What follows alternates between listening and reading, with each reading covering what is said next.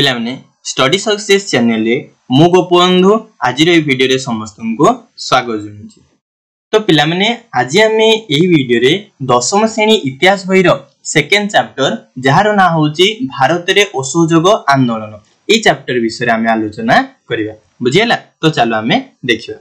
तो second chapter Bharat रे असहयोग आंदोलन आम यही चैप्टर रे आम भारत रे असहयोग आंदोलन किभली आरंभ होला एवं ए असहयोग आंदोलन किभली व्यापक रूप धारण कला से आंदोलन किभली पुणी दमन हैला तार फलाफल कौन हैला आउ ए असहयोग आंदोलन आम ओडिसा रे किभली प्रभाव पकेइथिला। तो एई सब घटना गुडी को आम ए चैप्टर रे पढिबा बुझियला। तो पिला माने तमनको मन रे गुडे प्रश्न उठुतो सा आम भारत रे असहयोग आंदोलन आरंभ होबार कारण कोन गांधी जी कोन पय आम भारत रे असहयोग आंदोलन आरंभ करिथिले ए प्रश्न तमनको मन रे उठुतो। तो चलो आम ये असहयोग आंदोलन किभली आरंभ होला से विषय रे आलोचना करिया।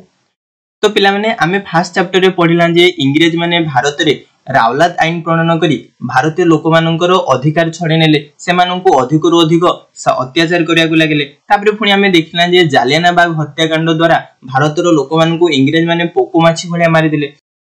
तो ए सब घटना द्वारा गांधी जी इंग्रेज मान ठारू पूरा पूरी विश्वास तुटीगला। तेणु से भारत रे एक विराट बड़ आंदोलन करी इंग्रेज मान कबलरू भारत को मुक्त करने को चाहूले। तो यही समय आम भारत रे एक आंदोलन होता जार ना हूँ खिलाफत आंदोलन। यही खिलाफत आंदोलन असहयोग आंदोलन आरंभ होबार एक कारण साजिला बुझीगला। अर्थात कह गले ये खिलाफत आंदोलन ठारू ही आम भारत रे असहयोग आंदोलन आरंभ होता। तेणु प्रथमे चल आम खिलाफत आंदोलन को पढ़ा। पिला माने तम माने जानिचो जे प्रथम विश्वयुद्ध 1914 रु नेकी 1918 मसिया पर्यंत चलीथिला एवं एही विश्वयुद्ध रे कोनची मित्र शक्ति विरुद्ध रे तुर्की युद्ध करिथिला। तो प्रथम विश्वयुद्ध परे तुर्की हारी गला आ जो विजेता राष्ट्र माने थिले अर्थात कहया गले इंग्रेज और तारो साथी राष्ट्र माने ए तुर्की को भाग भाग कर देले एवं तारो अंचल गुडी को निज निज साम्राज्य रे बांटी नेले बुझियला। एतकी जिंस जानि पारलो इंग्रेज और ता साथी माने तुर्की को भाग भाग करी निज निज भितरे बांटी नेले। तो पिला माने मते को तुर्की एक को राष्ट्र तुर्की एक मुस्लिम राष्ट्र तुर्की रे मुसलमान माने रहउचंदी। तो आम भारतर मुसलमान माने थाले कोठु आछंदी जेतेबेले आम भारत रे मध्य युग चलीतिला से समय तुर्की रो मुसलमान माने आसीके आम भारतर दिल्ली रे सुल्तानी शासन आरंभ करितिले। तो एइठु आमे जानि पारला जे तुर्की रो ही मुसलमान माने आम भारत को आसीचंदी। तो तुर्की प्रति एभली व्यवहार देखि आम भारत रे जो मुसलमान माने थिले से माने सहयोग करि पारलेनी से माने रागी गले कारण आम भारतर मुसलमान माने तुर्की रो ही आछन। तो तुर्की प्रति एभली व्यवहार देखि आम भारतीय मुसलमान माने रागी जायतिले। ता सहित जेतिक मुसलमान माने अछंती हला समग्र मुसलमान माने तुर्की रो सुल्तान को निजर धर्मगुरु बा खलीफा बोली मानंती। तो इंग्रेज माने से तुर्की रो सुल्तान बा जो खलीफा थिले से खलीफा को तांकर पदवी तोड़ी देले तांको पाखरे जेतिक अंचल थिला ताकू मध्ये छडी आनले। तो एभली जेतबेले से तुर्की रो सुल्तान को इंग्रेज माने खराब व्यवहार देखैचंती जहा फल रे आम भारतर मुसलमान माने रागी गले एवं रागी जाई भारत रे आंदोलन कले जहा को खिलाफत आंदोलन बोली कहाला। तो बुझियला खिलाफत आंदोलन काहू कहला ना से तुर्की रो सुल्तान खलीफा को समर्थन करी आम भारत रे जो आंदोलन हेतिला ताहाकू ही खिलाफत आंदोलन बोली कहाला बुझियला। तो ए खिलाफत आंदोलन नेतृत्व नेथिले दुई अली भ्राता हला जनक ना होची शौकत अली आउ जनक ना होची मोहम्मद अली एवं एई खिलाफत आंदोलन को परिचालना करिया पे गुटे कमिटी गठन कराइतला जो कमिटी रो ना होची खिलाफत कमिटी।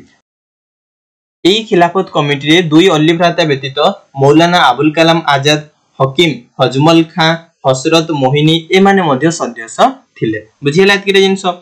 तो ए समय गांधी जी समग्र भारत रे एक विराट बड़ आंदोलन करबा को चाहथिले आ से जदी समस्त को भारतर लोक मान को एकजुट करिके इंग्रेज मान को विरुद्ध रे जदी आंदोलन कले ताले जेकी तांको आंदोलन सफल होबो। तेणु से कोन करछन्ती हिंदू और मुसलमान मान को एकत्र करिया पई गांधी जी एही आंदोलन को समर्थन करिथिले जहा फल रे गांधी जी जेतेबेले एही खिलाफत आंदोलन को समर्थन करिसंती 1919 मसिया नवेम्बर मासरे गांधी जी को निखिल भारतीय खिलाफत सम्मेलन रो सभापति हिसाब रे निर्वाचित करि दियाला बुझियला।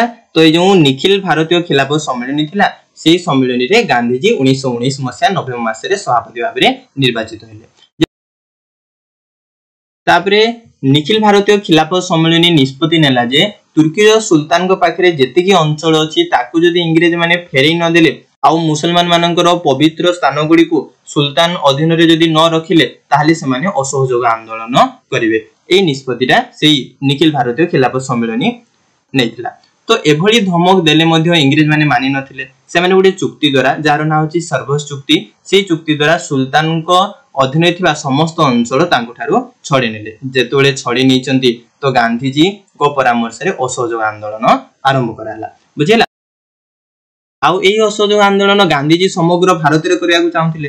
तेनु कहिछु कहलो 1920 मसिया जून मास 9 तारिख रे अल्लाहाबाद रे आम भारत रे जेतिकी दल थिले सब दल को डाकी के गुडी सर्वदलीय बैठक रे आयोजन कराला। एवं गांधीजी सेठी कहिले जे इंग्रेज मानक ठारो समस्त संपर्क छिन्न करी तांको हमें कोनोसी सहयोग करबानी एवं असहयोग आंदोलन करिया बोली गांधीजी सेई बैठक रे कोन गले निष्पत्ति देले।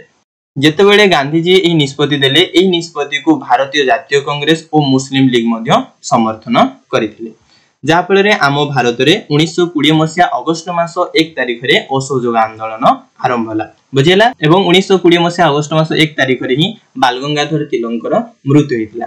तो से दिन शोक पालन सहित ए असहयोग आंदोलन आरंभ होइतिला।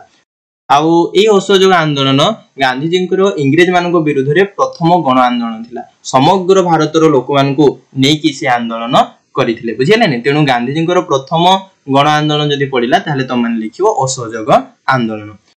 ता सहित रावलाद आईन द्वारा जालियानबाग हत्याकांड द्वारा गांधीजी इंग्रेज सरकार ठारो पूरापूरी विश्वास हरि दैथिले। तेनु से समग्र भारतर लोक मानकु डाकरा दिले जे इंग्रेज सरकार ठारो सब प्रकार संपर्क छिन्न करी शांतिपूर्ण भाव रे अहिंसा उपाय रे असहयोग आंदोलन करिवा बोली समग्र देशवासी को से डाकरा दिले। असहयोग आंदोलन बोले जानि पारछो तो कौन ना सहयोग करबानी, काहाकू सहयोग करबानी, इंग्रेज सरकार को कोनोसी प्रकार सहयोग न करी आमे असहयोग आंदोलन करिया।